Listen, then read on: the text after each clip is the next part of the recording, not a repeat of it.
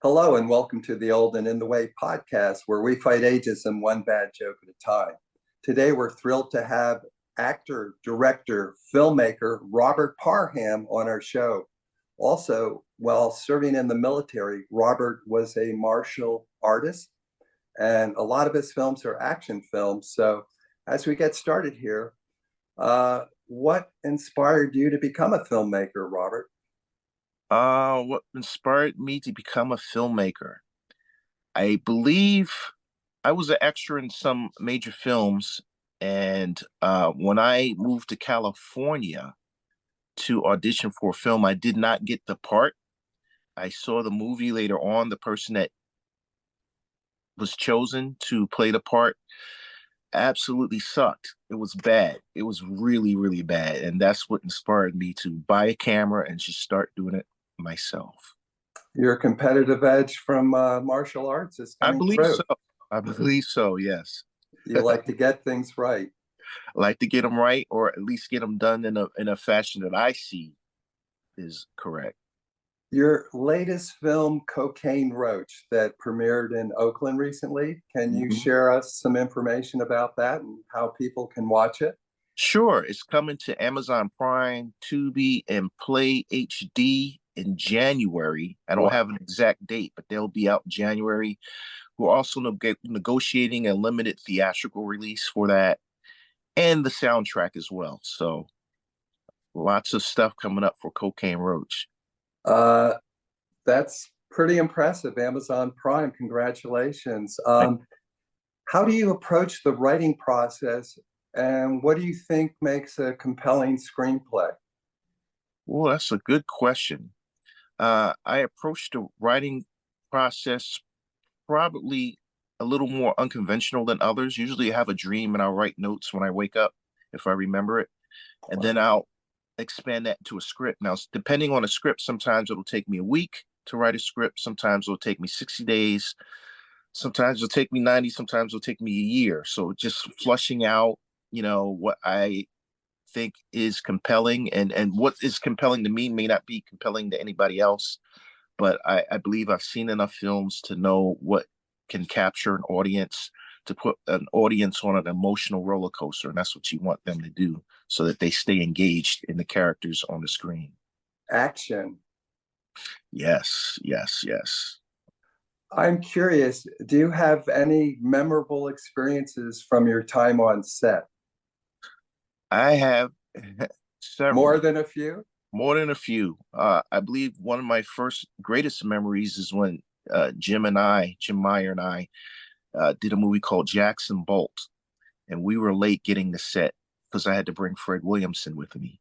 Uh, So Fred was joking the whole time, and when we pulled up to the set, he said, "Okay, watch this." And he got on set and started barking orders at everybody. Everybody was all frozen, and they didn't know how to take them. And I was just laughing. It was so funny. It was so funny on the inside. So Crazy. that Well, was if anybody doesn't remember Fred the Hammer Williamson, look him up and you'll know him instantly when you see a picture of him. And I remember he was harassing our friend Vert Wright, yeah. the director of photography, and Vert he took it, and at the end, do you remember what Fred said? He said something like, "I like your style," or something like Yeah, that. it's something like, yeah, that brother's okay, or something Yeah, like something like that. that. Yeah. Yeah. And So but can I ask a question? This is the Old and In the Way podcast. I noticed, Robert, you and I are the same age as a guy named Mike Tyson. Do we really look as old as Mike Tyson does? well, I would imagine if you had the lifestyle and the take as many drugs as Mike did in his youth and took a couple of ass whoopings, you probably would look a little older than what what you really do. So Okay, well, I mean that's equivalent to being married for 30 years, I guess. So, now I'd like to talk about Mike Tyson a little bit more if we have the time. Was that fight with Jake Paul real or fake? in my opinion, I believe it was staged. And I say that because I can see Mike holding back punches. Mm-hmm. I see him biting his glove. Mike Tyson bites his glove. He has a tendency to bite his glove when he's nervous or when he's in trouble Mm-hmm. or when he's frustrated. I believe, excuse me, he was frustrated that he couldn't cut loose, and so he starts biting his glove. You know, it's a big telltale sign for Mike Tyson. If When you you watch can't bite an ear, you bite a glove. But it's a rematch would be brilliant marketing. it would be brilliant marketing if someone else promoted it. You know, if what's the gentleman's name out of Saudi Arabia? Al Sheikh. I can't remember his name, but if he promotes it and there's no strings attached, it'll be maybe a 2-round fight. And With Mike being the victor. Oh yeah, no doubt, no doubt. you really think so? Yeah, Mike Tyson only threw what 8 punches that whole fight. Come on, Right. Yeah. The other guy, the white guy, did like Big Paul. Yeah, hundreds of punches, yeah. more than Mike Tyson. So, but we hear that Jake Paul is going to fight Clint Eastwood next. Is that true? I thought Uh, he was gonna fight Joe Louis. Okay. Gonna dig him up and prop him up on a chair for him to fight. I don't know. It could. Yeah. If Heard. that's legal, can you do that? and with AI, we could have it up and running in an hour. True that. And then we get to decide who wins or loses. Yeah. Now, Mark, you're a big fan of movies and a big fan of Robert Parham. What movie has Robert not made that Mark you'd like to see Mr. Parham make? Maybe it's time to modernize Die Hard. Ah, I keep hearing people telling me it's this really popular Christmas yeah, Christmas movie. it is. It is a Christmas movie, and it's not as good as Bad Santa, but it. Oh, what did you say to make him go away? I'm I here. know. I have Someone's this trying to call effect me. on our guest. I'm back. Someone's trying to call me. Can you guys hear me? We can hear you, and we just see can't the see name me. Robert. Okay, there we go. There we go. Someone just tried to call me. That's all. This is a nonstop thing with It's Robert. probably Jim Cawley. Yeah. He's saying, get me off this show. It's a new podcast technique. Jim Exactly. does this all the time when he has to go to the bathroom. Well, you know what? If there's a time when I don't have to go to the bathroom, I will let you know. Yeah, well, I hope that day comes. Thank you. Go. Thank you, Mike. What's your favorite action movie? My favorite action movie. I have several, so I'm gonna include martial arts in that whole action genre. Okay. And one of them is called of course, Enter the Dragon, and the one is called, oh, gee whiz, I can't remember the name of the movie, but these guys are flying in the air and they're spinning around and they got swords. So those and the Equalizer. Okay. Okay, now you're talking about the new Queen Latifah version, right? No, Denzel I'm talking about the Washington. Denzel Washington, the first one.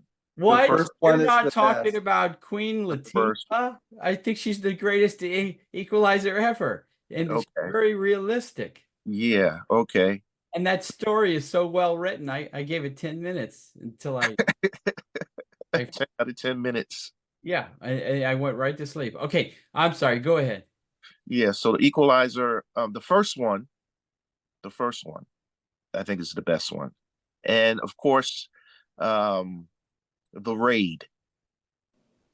Okay, and that's what country does that come from? The I Raid. believe that is from Malaysia. I believe Malaysia or Thailand, but you got to watch it. The Raid. It's dubbed in English, if I'm not mistaken, but it That's doesn't correct. matter because it's just a bunch of killing. And it's basically the Die Hard, people trapped in the building trying to get out. Which, same thing as Cocaine Roach. Yeah. Robert, is there anything you'd like to add here? How can people find you and learn more about you? The easiest way to find me is on Facebook, Robert.Parham. Okay. I also have Instagram at The Real Robert Parham. So those are probably the best ways to connect with me. Okay. When's the And next what is your next project? What's on the horizon? We have several projects on the horizon. Writing the script right now for a movie called Meth-Skeeto. We're going to do Percocet Pigeon. Wow. We're going to do Black Frankenstein versus the White Werewolf. Wow. So it's going to be pretty busy next year. So Good for race you. and Good for you. drugs are big in your mind. I'm going to jump on this drug animal gravy train until the wheels fall off. You know, I look at some of the titles that are out there, and I am convinced that I can make a movie as or more entertaining as the ones that are out there now. So, but I was saying, go see Cocaine Roach when it's available. You will enjoy it. You will Well, enjoy right it. now they could go online. They could see you starring in the movie Jackson Bolt. How can they see that movie? You can see Jackson Bolt on practically everywhere except for Netflix. Okay. Really? Okay. Yeah.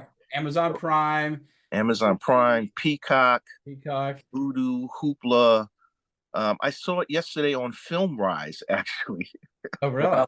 Okay. So it's on a lot of streaming channels. Okay. And that's why we've paid off our houses so easily. So who now there's another movie called Soul Cage. Was that the first movie you directed? Actually, not. Soul Cage was one of the, I don't know, probably about the sixth or seventh movie I had directed. Was Soul Cage the first full-length action film starring Fred the Hammer Williamson that you directed? No, because Fred Williamson was not in Soul Cage. Oh, for God's sakes. That would Robert be that was would be Eric Roberts. okay, wait.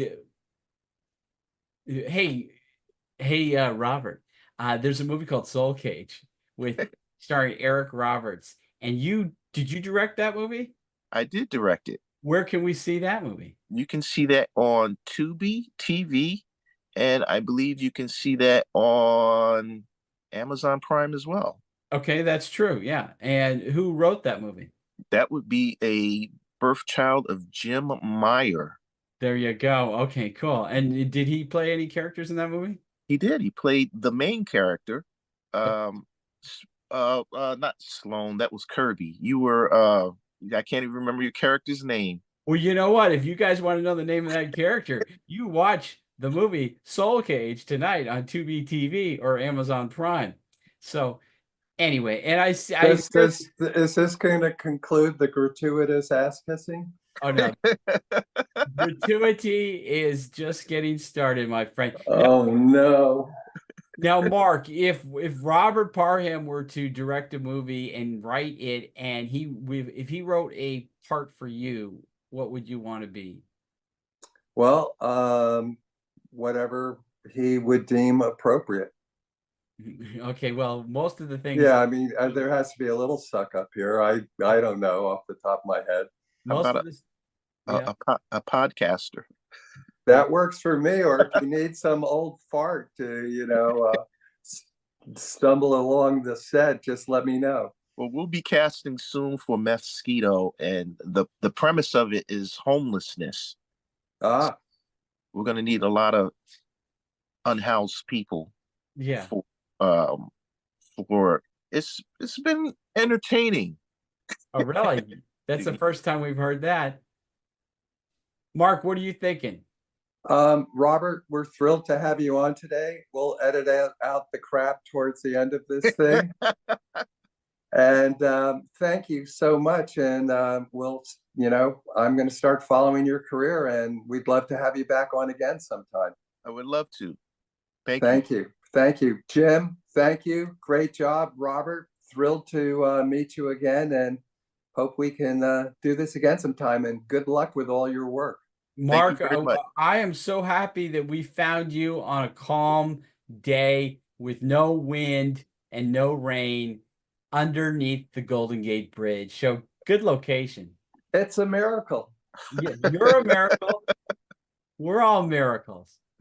All right, everybody. Thank you. Great show. See you guys later. Bye.